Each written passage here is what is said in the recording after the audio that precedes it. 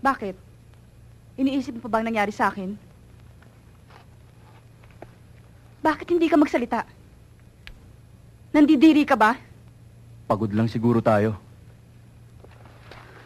Nagbago ka na. Bakit hindi mo amining nandidiri ka? Gusto mo talagang malaman kung ano nangyari, Allen?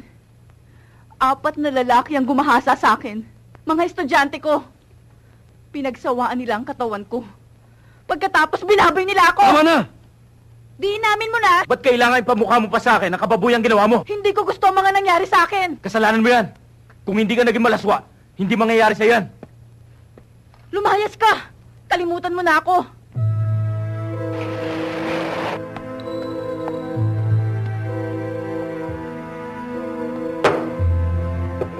Mabait po sa amin si Ma'am. Naging barkada po ang turing namin sa kanya. Ginawa niya po ang lahat para mahulog po ang loob namin sa kanya. Wala naman pong masamang itinuro sa amin si Ma'am eh. Concerned pa nga siya sa amin. Enjoy pa kami sa style niya.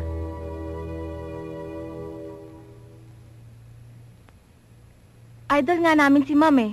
Kumpara sa ibang prof namin, magaling siya magturo, hindi boring.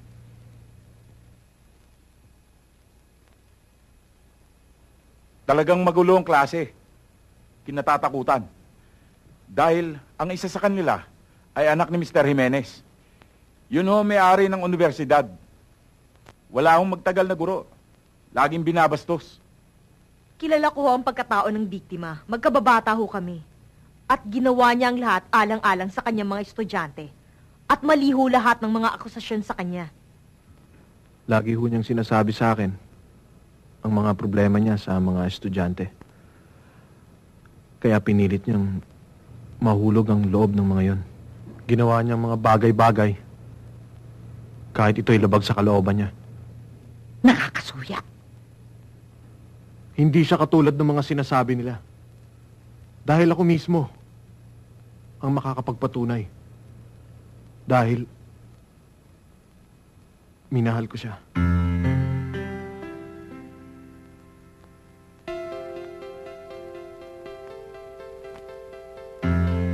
₱200,000 kapalit sa pag-withdraw mo sa kaso mo? Hindi mababayaran ng kahit anong katumbas na salapi ang ginawa ng mga hayop na yun sa buhay ko. Miss Santiago, malakas ang ebidensya natin laban sa kanila. Hindi nila pwede sirain ang kredibilidad mo. Nag-aaksaya lamang sila ng panahon.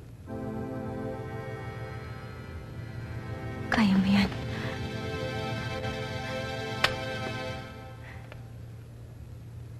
Hindi ba? Bago naganap ang pangahalay, ikaw ang kumumbinsi kay Miss Santiago na sumama sa kinaroroonan ng pangunahing akusado? Hindi po. Sinabi po kasi sa akin ni Edwin na may problema si Ford. Kaya nga po hindi siya nakapasok ng 2 araw eh. Gusto niya nga po makita si Ford eh. Kaya lang hindi po namin alam kung nasa siya ng mga sandaling yun. Hindi mo alam. Hindi ba't ikaw ang nagsama? At pinlano ninyo ang inyong maitim na binabalak? Objection, Your Honor. Objection sustained. Imposible naman na makarating doon si Miss Santiago kung walang nagturo o nagsama sa kanya na isa sa inyong mga kasamahan. Wala po akong alam dyan. Hindi ko alam kung paano siya nakarating dun eh. Sa makatwid, alam mo na naroon ang mga kasama mo at imposibleng wala ka rin doon. Ewan ko. Ewan ko ho.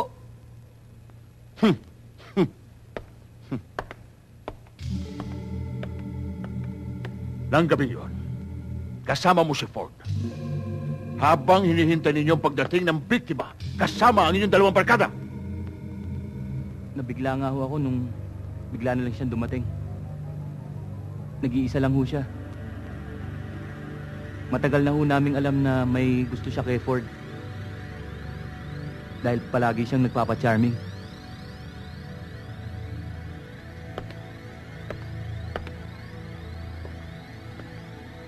Exhibitionist ho yan. Sa classroom nga eh. Lagi yung nagpapakita sa amin.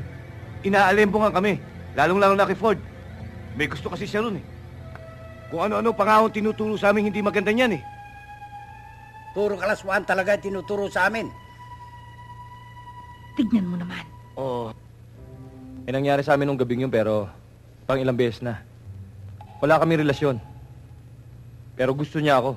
Eh, lalaki lang naman ako, kaya okay lang. Kaya nga ho ako nasa lugar na yon para maiwasan siya. Dahil masama nga akong tingnan. Kaya ayaw kong lubayan eh. Lagi nga ho nagbibigay sa akin ng motibo yan eh. Nangaakit ho. Sinungaling ka! Hindi totoo yan! Tama na.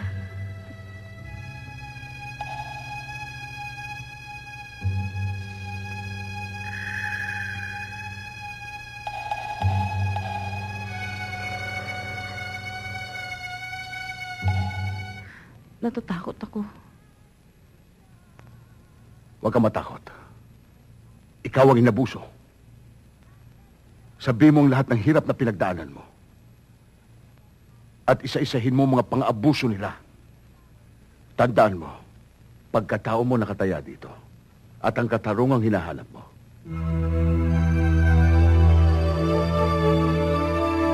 Miss Santiago, nung gabing maganap ang pangahalay, maaari ba ikwento isa-isa ang pangyayari?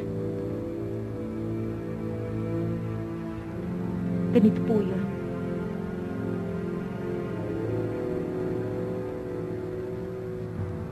Ayon po kay Joven, may problema po si Ford sa mga magulang niya. Kaya 2 araw po siyang hindi nakapasok. At ayon din po sa kanya, kailangan daw po ako ni Ford upang ayusin kung ano man ang problema. Ang natatandaan ko po, madilim ang lugar na pinagdalan sa akin ni Joven at Edwin. Tinatnan po namin si Ford na nag-iisa.